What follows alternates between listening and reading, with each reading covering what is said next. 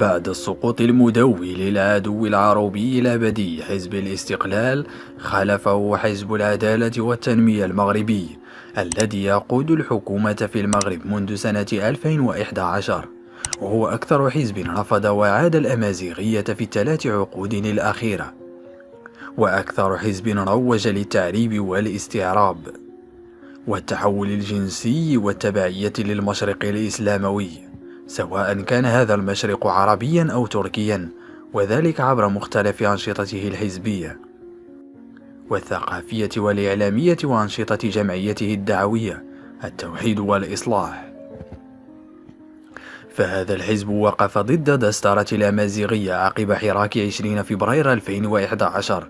ووقف ضد صدور قانونها التنظيمي، وكان هو السبب الرئيسي والمباشر في تعطيل صدور أقصى ما يمكن، وساهم في تمطيطه مدة تنزيله على 15 سنة. فهذا الحزب وقف ضد دستورة اللغة الأمازيغية عقب 20 فبراير سنة 2011، ووقف ضد صدور قانونها التنظيمي، وكان هو السبب الرئيسي والمباشر في تعطيل صدوره أقصى ما يمكن، وساهم في تمطيط مدة تنزيله إلى 15 سنة. ووقف ضد تبني حرف تيفيناغ في محاولة يائسة لتعويضها بالحرف الأرامي. كما أن هذا الحزب عبر عن ممثليه الجماعيين في مختلف البلديات التي يسيطر عليها بالمغرب، أغرق شوارع تلك البلديات بأسماء فلسطينية وإسلامية عربية مشرقية، مع طمس الأسماء المغربية والأمازيغية بالخصوص ذات التوجه غير الإسلاموي. قادة هذا الحزب ومنظريه وغيرهم استهزأوا بالأمازيغية، حيث وصفها ابن كيران الرئيس السابق بالشينوية، ورفض كتابتها بحرف تيفيناغ، وقال سوسي بشحال كيعيش كاع. أما أبو زيد والرسوني فقد وصف التجار السواسة بالبخل ونكث واستهزأ بهم أمام مئات من الخليجيين في دويلة قطر التي يقطن بها أحد كبار قادتهم، وهو أحمد الرسوني طبعا. رغم كل ذلك فإن أغلب معارك هذا الحزب ضد الأمازيغية خسرها، سواء ما تعلق بالدستورة فهي الآن لغة رسمية للمملكة المغربية، أو حرف تيفيناغ الذي أصبح حرفا رسميا بتدخل من الملك، أو مكانة اللغة الأمازيغية في القانون الإطار الخاص بالتربية والتكوين الذي ينص على أن المتخرجين من البكالوريا المغربية لا بد أن يتقن العربية والأمازيغية، والقانون التنظيمي للأمازيغية في تنزيل رسميتها في الحياة العامة، وقد صادقت عليه الدولة مؤخرا وأصبح قانونا نافذا رغم المماطلة. هذا الحزب بقوته الشعبوية السابقة المتمثلة في بن كيران الرئيس السابق كسرت بفضل البلوكاج السوسي الأخنوشي وحلفائه، وأقيل بن كيران بطريقة مهينة مذلة، وسيعوض بالسوسي سعد الدين العثماني على رأس الحزب. لكن المأساة الدائمة أن هذا الحزب يضج بالأمازيغ، ويرأسه الآن أمازيغي سوسي وهو سعد الدين العثماني الذي كانت مواقفه تجاه الأمازيغية مشرفة، لكن تيار بن كيران العربي الإسلاموي داخل الحزب الكاره والمعادي للأمازيغية كانت له الكلمة دائما. كما أن هذا الحزب تقوت شوكته بفضل تصويت جارف لمناطق الناطقة بالأمازيغية لصالحه، وكل تحليل ولو كان بسيطا سيبرز سبب معاداة هذا الحزب للأمازيغية وسبب تصويت الأمازيغ لصالحه.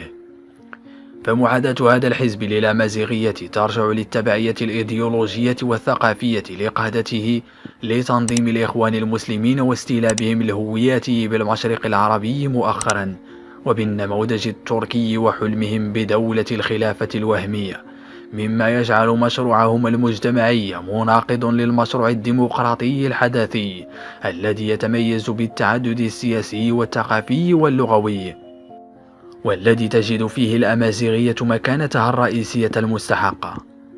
أما تصويت الأمازيغ بكثافة لصالحه فيمكن إرجاعه لسببين رئيسيين: الأول توظيف الدين بكثافة في الصراع السياسي مع الخصوم لدغدغة مشاعر البؤساء. ثانيا توظيف الجمعية الدعوية للإصلاح والتوحيد في العمل الإحساني وفي الدعوة، ثم قطف ثمار ذلك العمل سياسيا بدعوة المستفيدين من العمل الدعوي والإحساني الذي تقوم به هذه الجمعية للتصويت لفائدة الحزب في كل محطة انتخابية.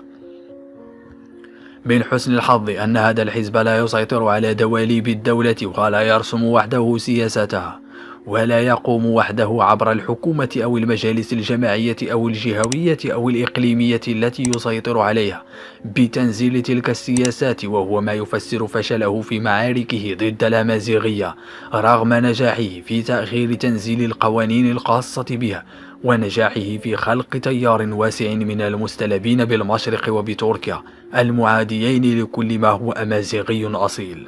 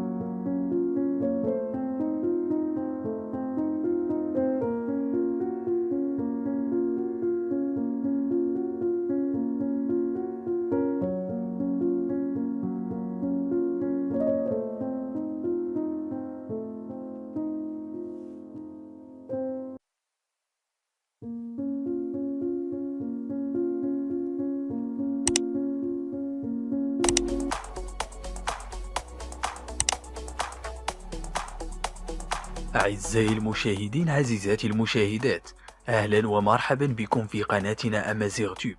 التي تعنى بكل ما هو جديد في الساحة الإخبارية محليا ووطنيا ودوليا وبالثقافة الأمازيغية وآخر أخبارها. فتفضلوا بالبقاء معنا، ولا تنسوا الإعجاب بالفيديو والاشتراك في القناة وتفعيل الجرس ليصلكم كل جديدنا.